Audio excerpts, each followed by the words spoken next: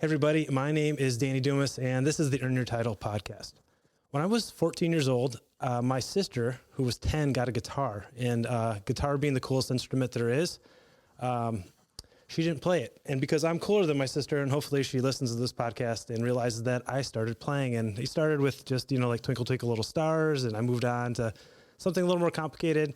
And my dad, who grew up as a musician, said, "Danny, let me show you a song."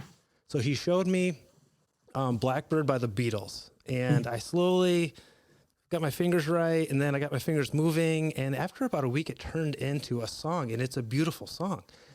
And that moment of where someone showed me something and I put it inside my brain and it came out and I learned something was magical.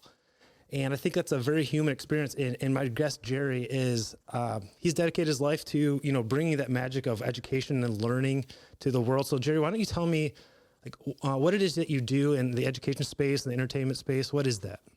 Yeah, well, actually, what we do is exactly what you just described in your story. I love that story, by the way. Great song. Yeah. So my whole company, our mission is to make learning fun and make learning easy. And we do that by creating really fun educational entertainment. We used to make TV shows. Now we're mostly making podcasts.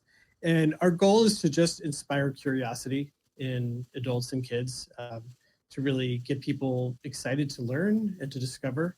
And then we also really focus on creating opportunities for connection between adults and kids, in particular, through some of our shows that are geared towards families, because we just know that, when parental relationships are strong, and especially we're talking about dads on this show, yeah. When those relationships are strong and founded on this feeling of trust and respect and curiosity and excitement, that's when the magic happens for kids and for growing up. That's awesome. Now, I know you're in the entertainment world. What got you down the road of the entertainment or education as entertainment? Because I read your bio. You have done a lot. National Geographic. You worked with some big names, Disney, and all that.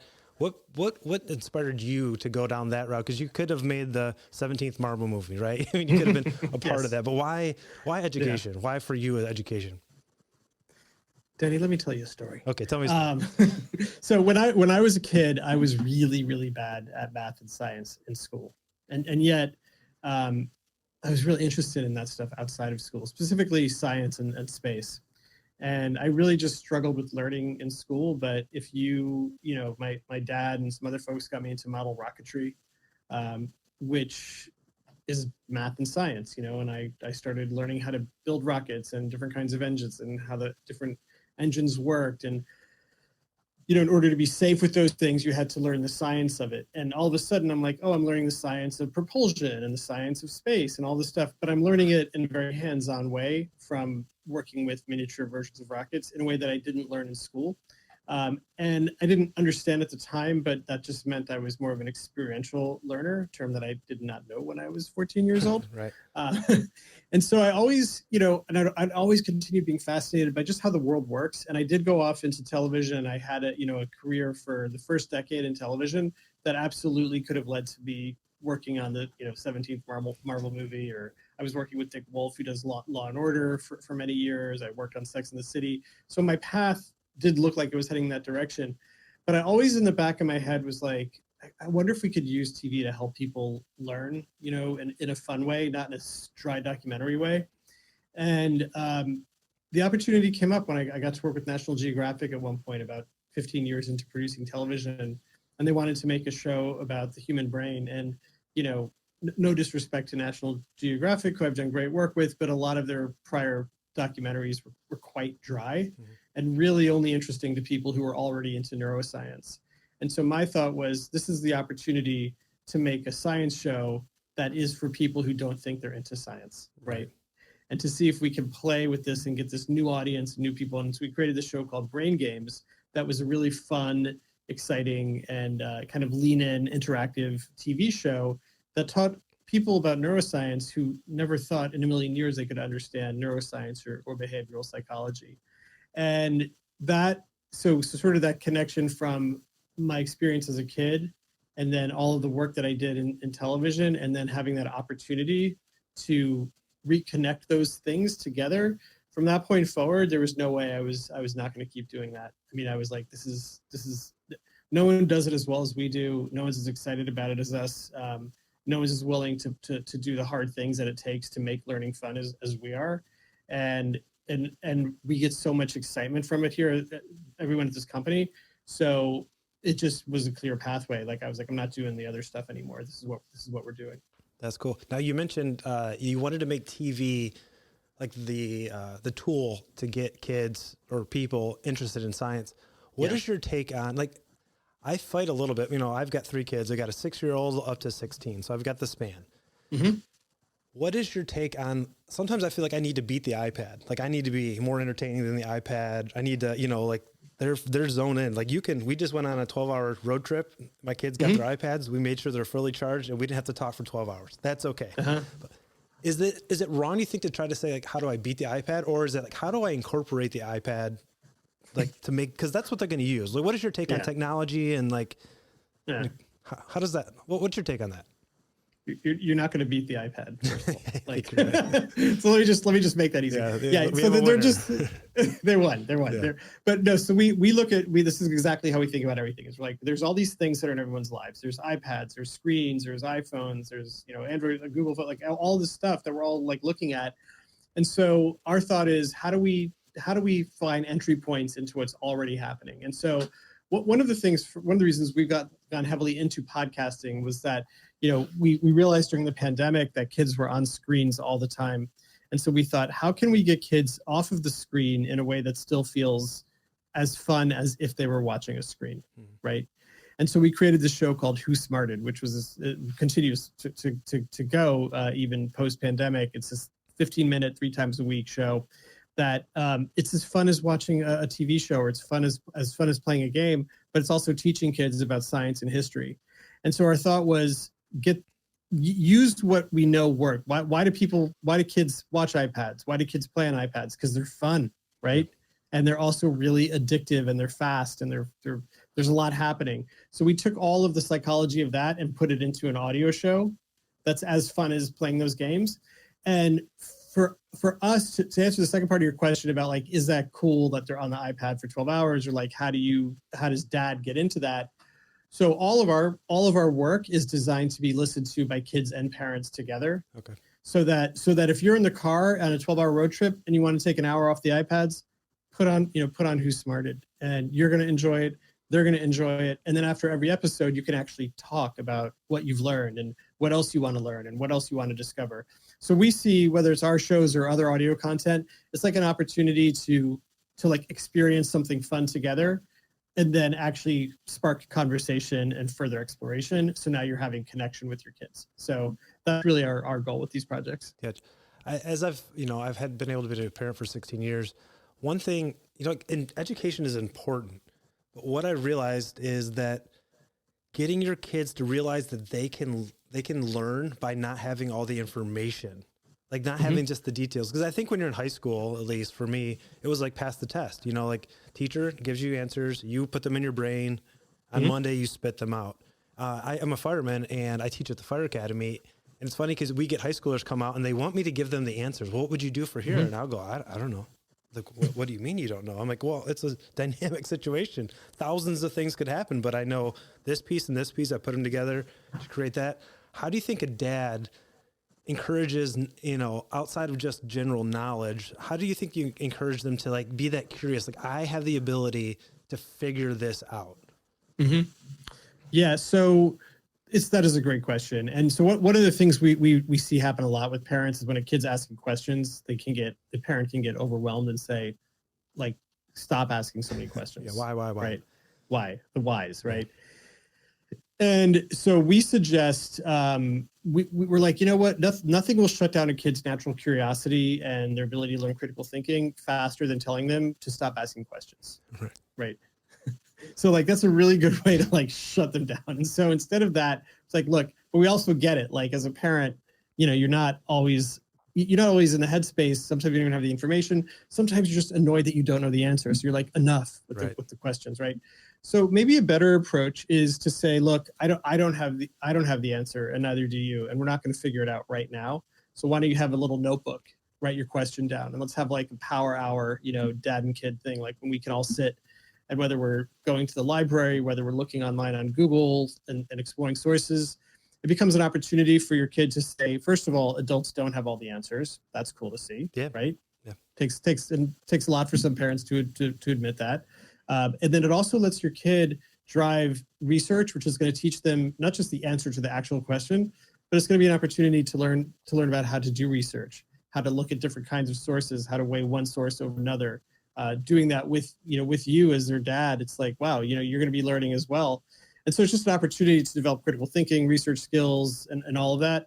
So that's one way we suggest to do it. And then the other is, whether it's podcasts or books or anything like that, try and consume, if your kid's watching something educational, try and consume some of it with them, so then you can have a conversation about it afterwards, right? Because that's where you're really going to develop something beyond just the absorption of information, but the ability to critically discuss it and ask questions of them. Those are two things that we think are really, really effective, and the research shows are very effective at building critical thinkers. On the research side, where are you professionally? Did you have a history? Did you go to school for some of this? Do you have on your staff? Do you have developmental psychologists? Where are you getting where are you getting your research? Like who's they? Yeah. So I am not a researcher, right? I mean, I know how to do research, but I'm not a child psychologist or a researcher in education. So we do hire those people. We've hired the UCLA Center for Scholars and Storytellers has done research with us and focus groups around how we communicate to children and how they learn and sort of the pace of information. There's many researchers that we've hired that we've worked with for older kids, like the 7 to 10-year-olds, that really help us understand like how kids engage with material and how their brains work and how they're developing. So we have researchers on staff, we have educators, we have STEM consultants, and so that's where we really get our research. And if you're, as a dad, where should if I'm trying to research, like my kids have questions, is there other than just straight Google, and maybe that is the right answer, go Google it. Where should we be getting the answers that we can trust to science questions, or maybe like, I don't know. Do you have kids? I don't. Okay. So there's the Common Core math. I'm sure you're very familiar with it. Like, how do I teach them how to do that? Where's a good resource to go out and get solid information to help with that, other than Who Smarted podcast? Yeah, no, that's it. Just Who Smarted. Yeah, that's it. All you need. So there's a source called the Khan Academy that's good for teaching some math and science stuff. There's I'm going to get you the link to it, but I think it's called like ABC Mouse. Yes, I've seen that. Yep. Yeah. So there, some of these that are, these are like, you might have to pay for them, or some of them like are free, some are low cost, but any of these sites that are geared towards Common Core curriculum that actually have been built by at least having some teams of actual STEM educators on staff is helpful. But honestly, YouTube is a huge help. Like if you can find an educator on YouTube that's like, here's how parents can teach their kids the new math, for sure. Because I'll tell you what, we're doing this Mysteries About True History show that has math in it. And they were showing me how we have to teach the kids math. And I'm like, I don't understand. I didn't understand it. It's so different from how I learned math. So, and I think that's a little scary not scary is not the right word, but it's intimidating. Like when I think sometimes when you don't know the answer and you feel like as a parent, you should always know. But I don't think that's a fair, because I didn't do Common Core math. But I did talk to a teacher, and I think this is important. If you're a parent, you don't understand what your kids are learning, I wouldn't ask, and my school actually doesn't currently do it, but I asked them, like, why are they doing this? Explain why there's 10 things that you write down, and why not just add 32 plus 42? They're like, it's not the process of doing math, because if it was just plugging in the numbers, use your calculator in your phone. It's the process of thinking. And when I figured that out, I'm like, okay, I see what you're doing. You're trying to get my kids to think, which is kind of the point of what you're doing. It's not just shove the information in their brain, because our kids are going to need that critical thinking, because the actual getting the details isn't probably as important anymore, because we have Chat GPT. We have these tools to get the details, but it's thinking through them. Yeah, that's exactly right. Yeah. What is your take on technology with things like AI and initially I was like, this is crazy, but I'm like, man, if my kids don't know how to use this, they're going to be behind. What's your take? Yeah. They have to know how to use it. It's not going anywhere. It's going to become part of, I don't have the terrifying, the AI is going to take us over Skynet's kind of view. coming and the Terminator is going to blow us up. Every time we introduce any new technology, there's always a bunch of people who are like, here comes the Terminator, right? So, but the truth is AI, I think of it as like an assistant that helps take out some of the grunt work from some of the, whether it's research or outlining, or you can sort of play with it to go through analysis and some critical thinking.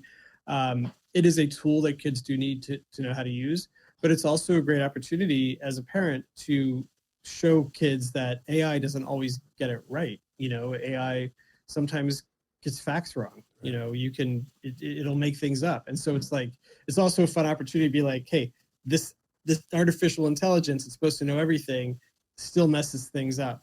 And so how do you fact check the AI, right? So that's an interesting process that you can teach kids. And it's actually, to your point, it's a skill set they should have because they're going to need it. Oh, for sure. Like, I mean, me, at work, we talk a lot. It's our past. If we're not fighting fires, we're talking and we're watching things and going, now we're like, is that real?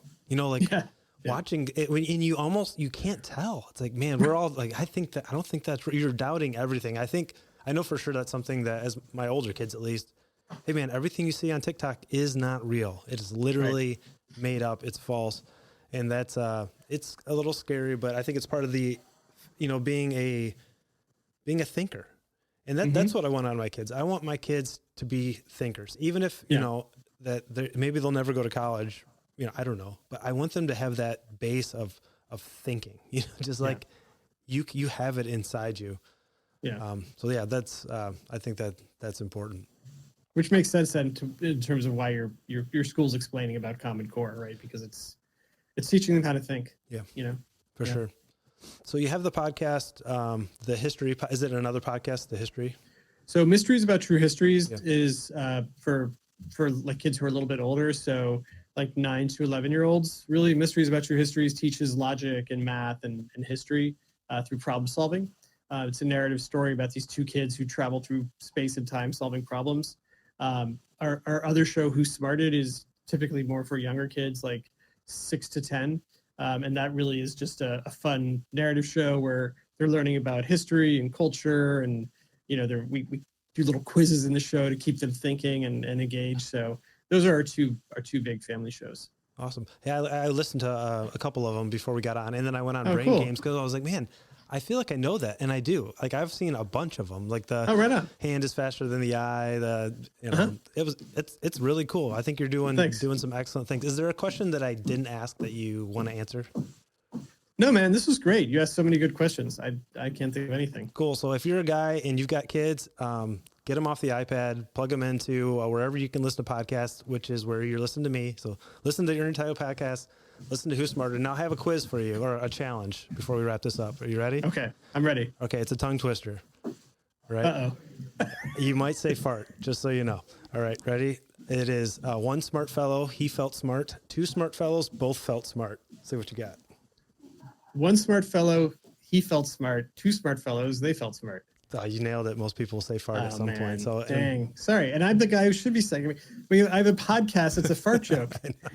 I know. I have a theory about guys. All men are 13-year-olds, and the only thing that is separating us is one fart joke. You can be around 100%. A bunch of serious men, and you can tell one fart joke, and we all revert to 13 years old. So, absolutely.